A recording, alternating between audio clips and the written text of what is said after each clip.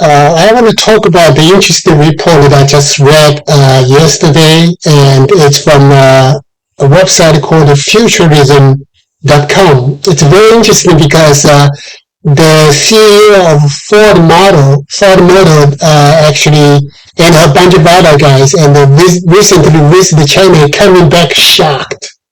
And then one interesting story is Ford Motor. His name is Jim Farley, and he said, "I don't want to talk about this, but I ordered the Chinese car called Xiaomi.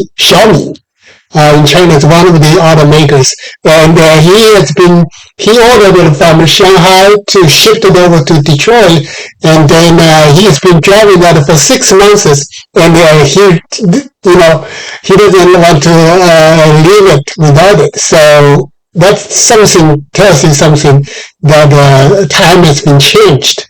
So that makes me think that you really talk about the Nobel Prize winners, and then people from economic historian, they always love England, 17th century England, 16th century England. They love it. They put that under microscope and study, try to figure out what is the ingredient and make the country different, make the country dominant in the world, make the country become the leader of industrialization.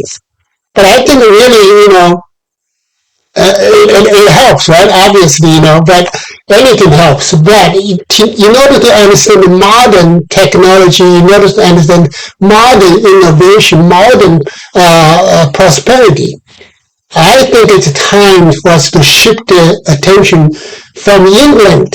Forget about England; it's a tiny country anyway. And then and also when you look at it far from centuries ago.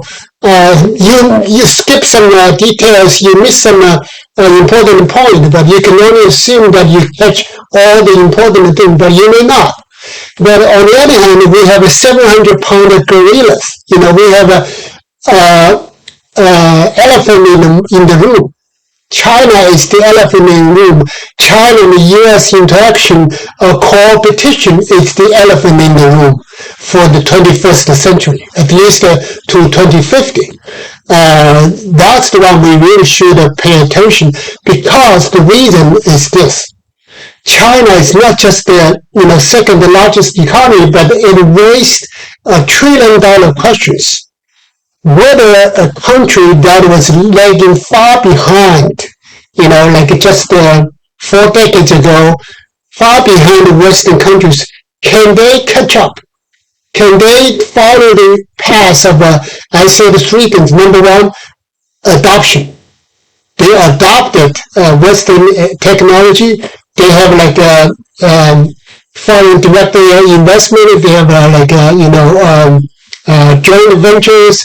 And then the second stage, they become adoption. They adapt it, by building up domestic infrastructures. And then finally, they become innovation. So that's kind of a path.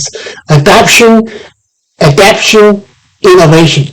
That's China's path in the last 4 decades, I have to say. So is that model feasible? Can the model sometimes beat the leaders of the Western world, like the U.S.? Let me tell you my takes.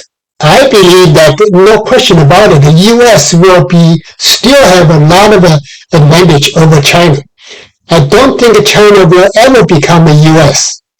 in terms of original leadership, in terms of original innovation, in terms of soft power, the influence, the other ingredient. But in some field, China can be the leader, can even be the U.S. Okay, so that's the complication, delicacy of the modern competition. I keep saying competition because that's real. Everybody looks at the U.S.-China rivalry, U.S.-China competition, but behind this, we have something quiet going on. What's the biggest evidence of a cooperation? Look at the global value chain.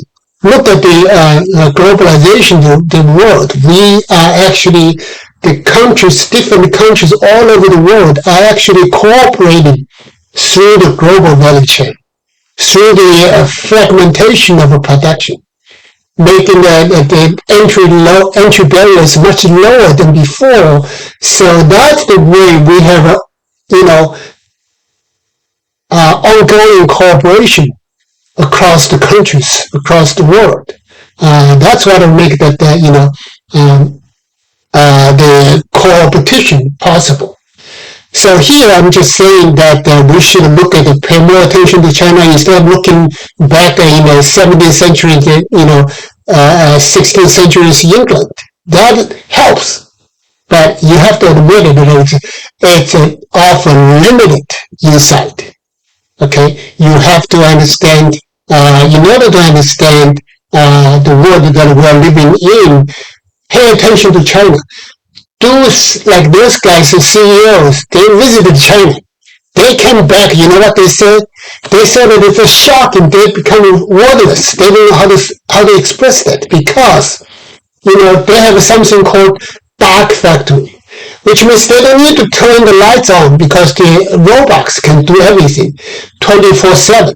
They don't need the lights on. They can do that everything. So that's why the Chinese robots has been outnumbered the U.S., China, Japan, or U.S., Japan, and Germany all together. So they really goes fast.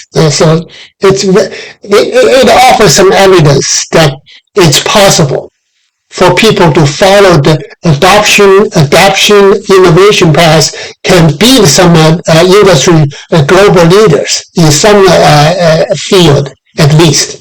In all field, no, I don't think that they can. I'm willing to predict that even to 2050s, China will not beat the U.S. in every ways. But there are more field, more domains, more industry that for China to catch up, and then so let's stop here.